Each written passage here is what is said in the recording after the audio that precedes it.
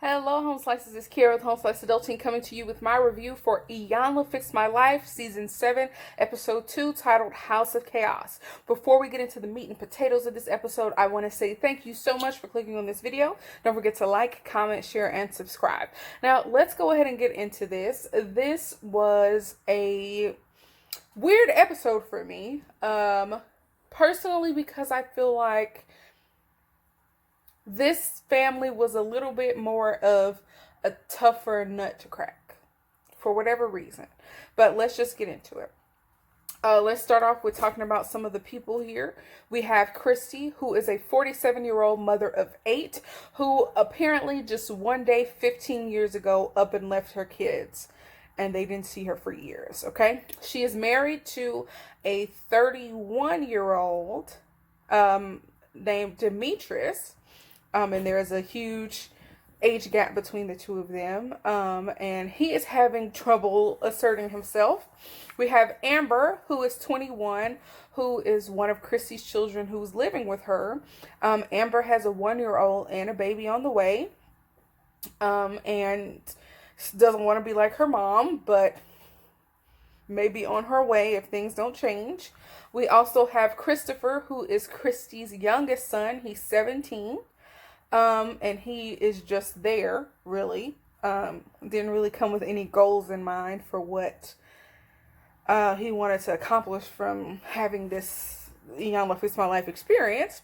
And then we have Christopher, who is 27 years old, and is the first person to mention when Iyanla asked, like, why are we here? He's the first person to mention that there's hurt and pain around the disappearance of their mother. So, Christy claimed that she was there because she's tired of having to micromanage her children, who are essentially adults, and that the problems with her children are getting in the way of her having the type of marriage that she wants to have. And it's really interesting because it came across as if she viewed her children as obstacles as opposed to the reason why they are the way they are. That was just really odd. So, anyways, so apparently Christy left when the oldest son, Christian, was 12 years old. He believed it was for a job opportunity out in California, and he believes that this is the reason why she's having problems with Amber and Christopher. So Iyanla redirects the conversation to Christian's hurt specifically. And so she starts to pull out these cards that have these different emotions on them. Words like dishonesty, sad, overwhelmed, disconnected, irresponsible, which she handed to Christy, abandonment. And at the end of the day, Christy gets all the cards because all of that hurt falls in her lap for not being the mother that she was supposed to be to her children. And it felt like she just conveniently forgot that she abandoned her children for years. I don't know if they said when she actually re-entered her kids' lives, but Amber said something later in the episode, like around the time that their mom came back, Amber said that she was a preteen. So if we do the math, Amber is 21. So if their mom left 15 years ago, she was 6 years old when their mom left. If she was a preteen by the time her mom came back, her mom was gone for maybe 6 or 7 years. So we'll just do some hood math and figure it out. But she's gone for 6 or 7 years and just conveniently like forgets that this has predicated everything that your children learned in their formative years. Somebody else taught them. And what you did teach them was abandonment. So I was as bewildered as Iyanla that she didn't see her own personal actions, and didn't feel more responsible or felt that that was the root of the problem, as opposed to her just wanting to live her life now that she has a young husband and wants to be whisked away or whatever. But anyways, Iyanla starts with understanding Christy and saying, by the time I was 21, I had 3 kids by 3 different fathers, and so I understand you and I'm here with you. And then she lays into her and she's like, as your elder, I'm concerned about how you're so focused on your husband, knowing that he isn't old enough and isn't experienced enough to father her children. Her husband, Demetrius, is only 31, and Christy's oldest son is 27. And her youngest son is 17. And there's like a huge, because of that age gap, because of the experience gap, there's a lack of respect, obviously. And also because of Demetrius's demeanor, he comes across as very quiet, very sheepish. And there's a difference between being gentle and being sheepish. And he came across to me as being more sheepish than gentle. That's personally how I perceived him. And there's nothing wrong with a man being a quiet spirit, being gentle, or anything like that. So I'm not putting that out into the atmosphere, because I feel like men could benefit from having quieter, calmer spirits. But there was something about him that came across as, I am scared of being more assertive, and I'm not able to put my foot down, which is actually part of the problem that we'll get into later. So moving on, we have Iyanla talking with Amber, and they're talking about the sadness. She talks about failed relationships and feels like she is in her mother's footsteps and repeating her mother's mistakes when it comes to her relationships. And again, it's kind of cryptic. She doesn't really say what those relationships are like, and we don't find out until later what that meant. And then there was this part that I really love that Iyanla said, that I really wish a lot of people, I guess particularly single parents or single mothers, I guess more so than single dads, but whatever. The point is, she told Amber that you need to focus on being a demonstration for your kids and be there for yourself, and then that will pour over into your relationships with your children. And so my mom was a single mother for a long time until she got married, and I was like 13 when she got married. And I think that all of her energy was focused on us, and that it was very rare that she really focused on doing things for herself. And so now that we are all older and out of the house, I think that she is still stuck in that inability to do stuff for herself. So I thought it was really important that Iyanla said, you need to be a demonstration to your children. You need to do what you want to do, what you love to do, get your education, and that joy that you receive from fulfilling your passion will be passed on to your children, even if you got to take your kids to school with you or whatever. So I really liked what she said. And Amber had dreams of being a nurse. So I believe she can do it. She just got to make some better choices and some tough choices, and make sure that she gets the education that she needs and doesn't allow being a mother to be an excuse. So next we see that Christy is in breakdown. She has a secret, and for the first time in the history of the show, I felt like this was the first time that Iyanla was aware of the cameras. And I'm not saying that she was never aware of the cameras, but for whatever reason, this episode brought it to light more. The fact that Iyanla said that you don't get to tell me when to cut the cameras off. Like, you don't get to do that. I feel like I've definitely seen previous episodes where people were like, I don't want to talk about this on camera, and Iyanla kind of obliged them, right? And I was curious about why she didn't with Christy. And my initial thought was, this is her final season. She has to get the moments on camera. And that's the first time that I have ever actually thought the thoughts that Iyanla was doing something for the TV as opposed to somebody's healing. And again, I don't know Iyanla's motivations. I don't know if she wants to get all the good stuff on camera for her final season or whatever. But the fact that she didn't let the cameras go down, and the fact that we got the information that we got. I mean, the big secret, of course, was that she had been sexually assaulted It was very little details, but we know that it started around the time she was 12. We know that she said it was strangers, and then she said it went on forever. And essentially that she kind of ran away because this was something that was happening to her. So if I had to do some hood math again, some guesstimations, I would say that 50 to probably 65% of Iyanla's guests who have problems have been sexually assaulted.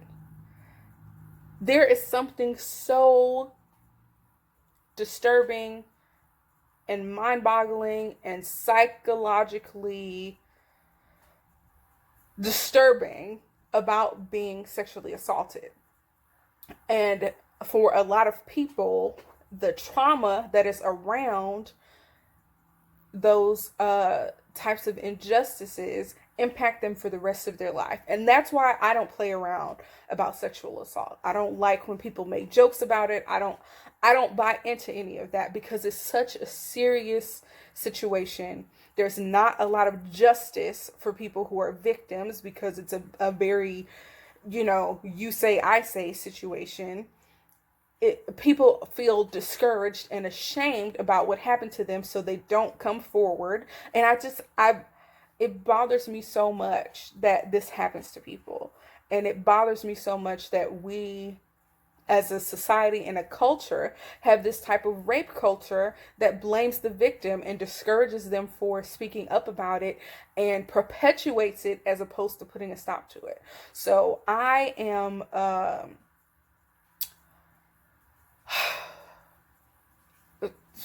what am I trying to say? Lots of guests come on here that have been sexually assaulted. That's all I'm going to say. And so we need to make sure as a society that we change the rape culture, that we don't allow people to get away with it, that we encourage and support people who report sexual assault. So let's move on. Let's move forward. So Iyanla basically tells her, you need to own your experience. And Christy said she ran away and she ended up creating a pattern and that she had an abusive husband, which was the first time we hear something about an abusive husband. So moving on, we see Iyanla talking to Demetrius. And the overall feeling that I get from Demetrius is that he is in over his head. He said something that came across as he thought that things were going to be different, right? He thought that things were going to be different, and they're not. And he just got in over his head. He didn't know what he was really in for. And I personally am not a proponent of relationships that have a huge age gap, personally. When I was younger, I dated someone who was 12 years older than me. Mostly because he lied about his age. But after that experience, I was totally soured on relationships that have a huge age gap. And I think that age gap creates a knowledge gap, and it creates an opportunity for one person to control or try to mold the other person. And when you have that type of relationship, I consider that manipulation. And you can't really be in a good relationship with somebody who's manipulating you into being the person that they want you to be, as opposed to honoring who you want to be. So that's a personal thing that I have. And so immediately when I saw their age difference, I was like, that's a problem. But we'll talk a little bit more about that later. But anyways, he confesses to feeling inadequate very often, that his wife doesn't respect his voice, that he never puts his foot down.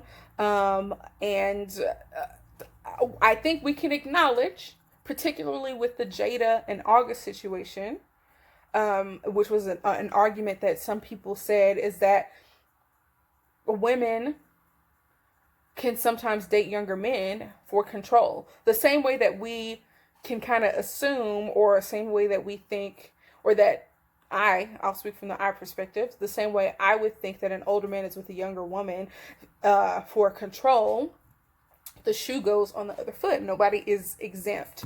And so it felt like a control play there. And Iyanla was basically telling him, you need to put your foot down. As the man of the house, you have to step into that role. And so next we see Iyanla, Demetrius, and Christy. And Demetrius has no spiritual foundation, which Iyanla was concerned about. So she gave him a book. This is, again, the first time. It's not the first time. Iyanla has given copies of some of the books she has written to her guests. We know that for sure, right? This was the first time it felt like promotion. For whatever reason, again, this was the first time in this episode that it felt more for TV. And the promotion of her books felt like another part of that. But anyways, she's separating the two of them for the night. They need time and space away so they don't fall back into their same patterns. And Demetrius felt relieved that he didn't have to spend the night with his wife, so that he could really think about his role in the relationship and what he wanted to get out of it. So Ayala basically spared Demetrius the whatever emotional outpouring was going to come out of Christy. So she was looking out for him. So next we see Ayala and Christy again. Let me tell y'all something. It's a pet peeve of mine when black women wear contacts, colored contacts that are colors that are normally seen on white people. I'll just say it. Let's just get it out there and not try to mince words. It is so yucky to me. First off, she looks like a vampire. It doesn't look natural. I'm not saying it doesn't look good or that I can't see why she wouldn't see the appeal of it or whatever, but I hate color contacts on black women. I hate it so much. And it, to me, in my perspective, it is about conforming to Eurocentric beauty standards. And that's something that I'm against. So personally, I couldn't stand that Christy was wearing those. I think they were blue contacts. I couldn't. But anyways, Iyanla said something else interesting where she said a lot of times we become mothers before we become women. And then the little girl in us runs our life. And I guess raises our children. And I thought that was really interesting. When you become a mother first before you are fully a woman, what you have to offer your children is the little girl version of yourself. And so I thought that was really interesting. But she also told Christy that she didn't think it was wise that she shared her story a violation with her children that day, because if she brings that up, her children will let her off the hook. And that's not what telling your children about your violation is about. It's one thing to share your history, and it's another thing to share something that takes the heat off of you. And so I see what Iyanla was saying there, and I thought that was wise. Christy didn't want to tell them at all, but they're obviously going to know when they see the show. So she has to tell them. Hopefully she was able to tell them before the show. And after they had kind of done some work on their family. So next we see Christy and Christian. And Christian came across as very stoic, unaffected, emotionless. I'm curious to know how he is with his friends and in his normal life, because in this situation, he just came across as not even, hardly there, responding, even thoughtfully being responsible, but just emotion wise, he just wasn't there. And, I thought Christy seemed sincere in her apology and saying, I wasn't there for you the way that I was supposed to be there for you. And, forgive me and that type of stuff. I felt like Christy was absolutely sincere. And then Iyanla, for the first time again, came across as,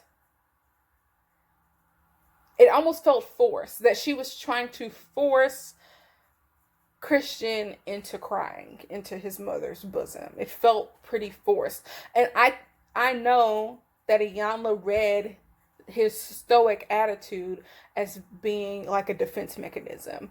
And Iyanla was basically saying, until you can break down and break through to the child that was abandoned, when you were 12, then it's going to be difficult for you to move on and heal. And I agree with that. But it just came across a little bit as if Iyanla was trying to force Christian into crying when perhaps he wasn't ready. And so she puts down the cameras, right, to protect his dignity, which is something that she says a lot on other episodes. And so I guess we'll never know if Christian actually cried, which is fine. It's just, it came across as a little forced, even though I know what she was trying to get at. So next we see Amber and Christopher, and Iyanla was right that up to this point, they had all been a little cryptic about the things that they had went through. They were very vague, like, the stuff that we went through. And Iyanla's like, nobody has actually told me. And so Christopher comes across as numb and unaffected, similar to Christian.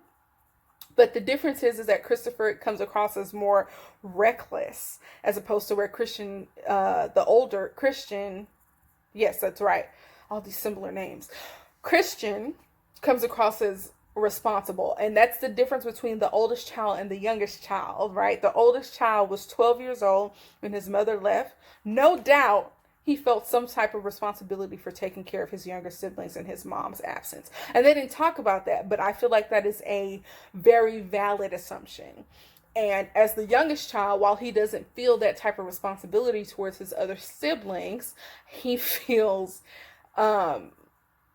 reckless or not caring about anything.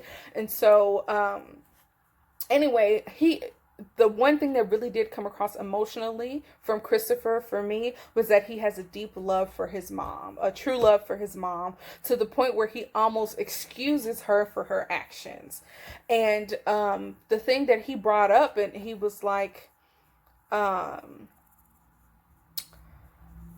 did he say? And y'all, I just lost my train of thought. No, that comes later. That's why. Okay. But yeah, basically Ayala is saying the adults in your lives all failed you, and that's why you are where you are. So moving on, we see Ayala and Christy again. That was the thing that Christopher said. One of the things that they went through, he was like, oh, anything that could happen to kids in the hood who were impoverished is what happened to us.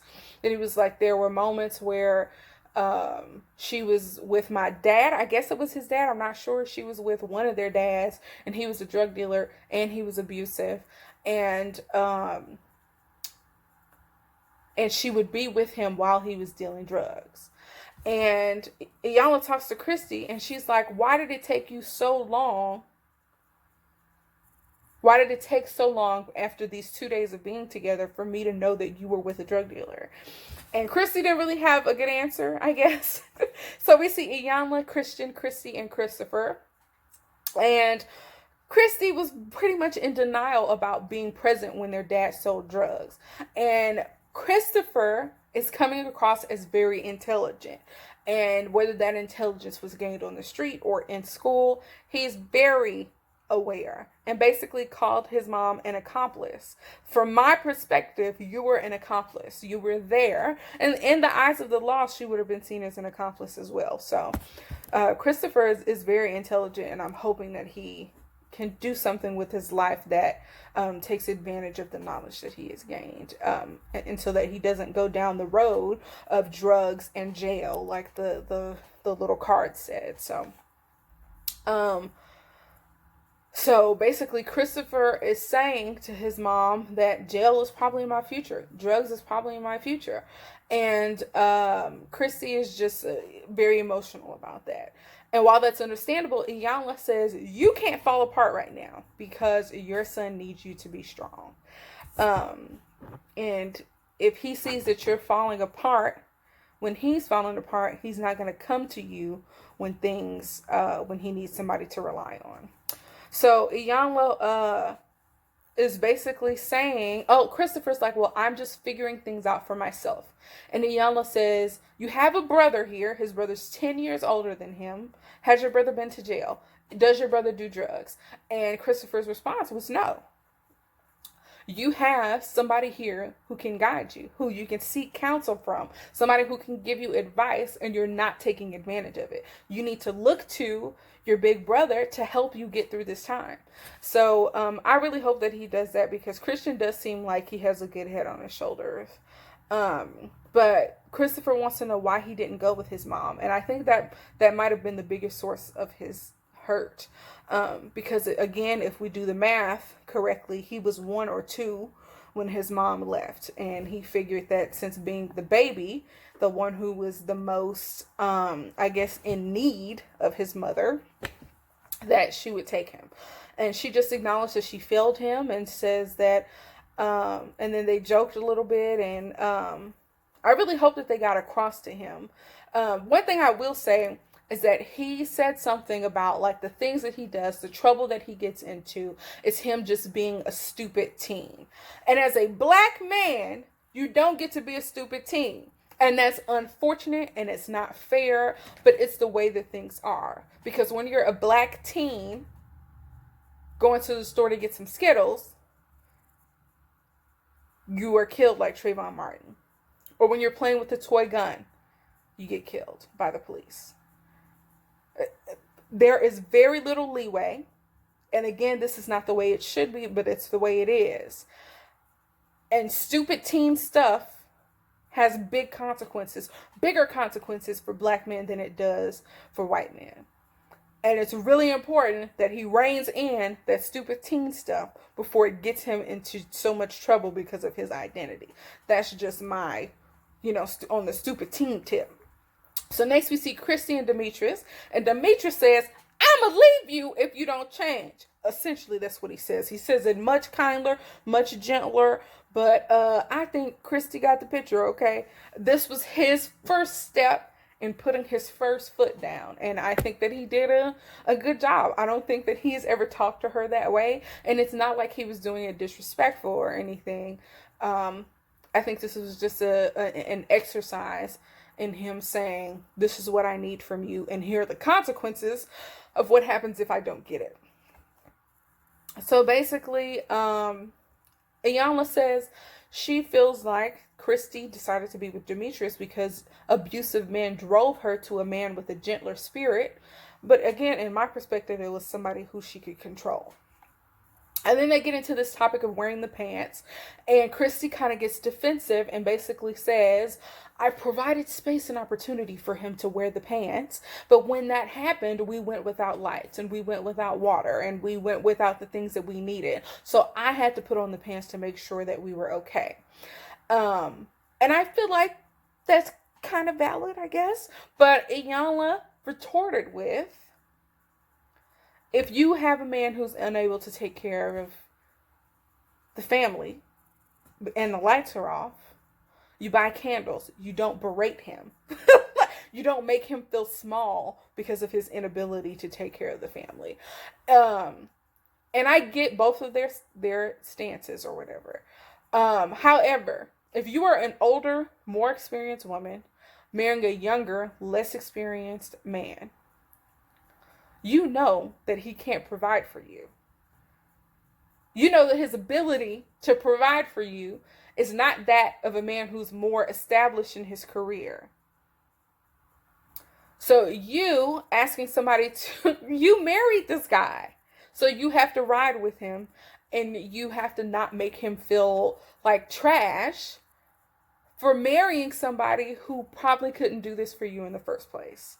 So thinking that once you got married, he would magically get a job that was better or paid more, or that he would have more hustle about himself just doesn't make sense. So I think that the overarching theme is that her choice of husband is why they're going through those situations. And that's nothing against Demetrius, but she married him knowing what she was getting herself into.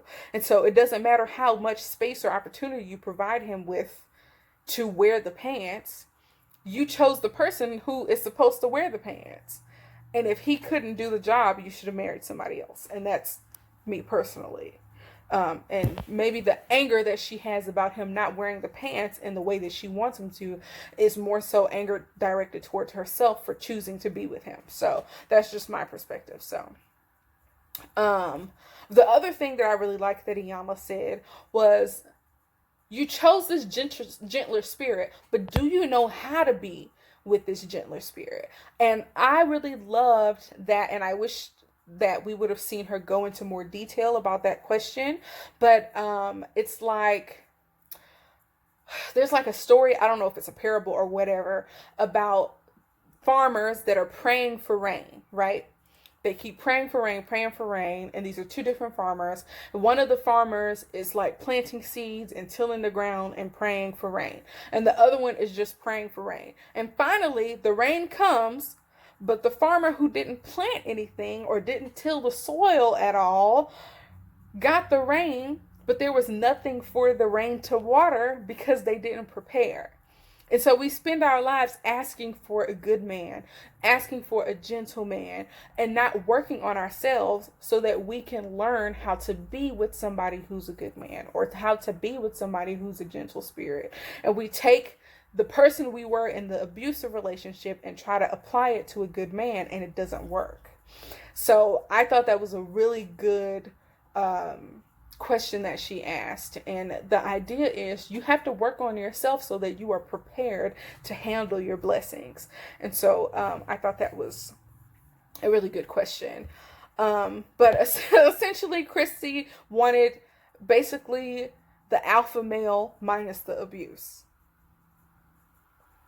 And she went way on the opposite side of the spectrum and got somebody who's a gentler, less assertive person. And he's not abusing her, but he's also not wearing the pants the way that she wants him to. So anyways, next we're in the village. We're in the village. Everybody's there. We're airing out our grievances, and we're getting tools and figuring out how to do it better. Christopher is super intelligent. The fact that he didn't snap back at Iyanla when she corrected him tells me that he knows what he's doing. And so I'm hoping that he can really get the guidance and the direction and do the self-work that he needs to do to get himself out of those troublesome situations that they talk about but didn't explain. So basically, Christopher was talking to Demetrius and basically saying, you need to step up as a man for my mom. And Iyanla shuts him down. And at first I was confused because I felt like Christopher wasn't telling Demetrius anything that Iyanla didn't tell Demetrius, essentially.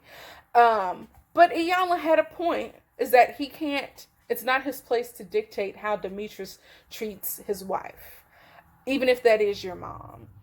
And as a person who's just 17, it's not your place to be in their relationship. And I think that's part of a very old school, antiquated, very stay in your place as a child situation. But on a different tip, I do think that it is important. It was less for me about the fact that he was much younger and that he was a child, and was more so about, it's not your business because you're not in their relationship. That's the kind of thing that I understood it as.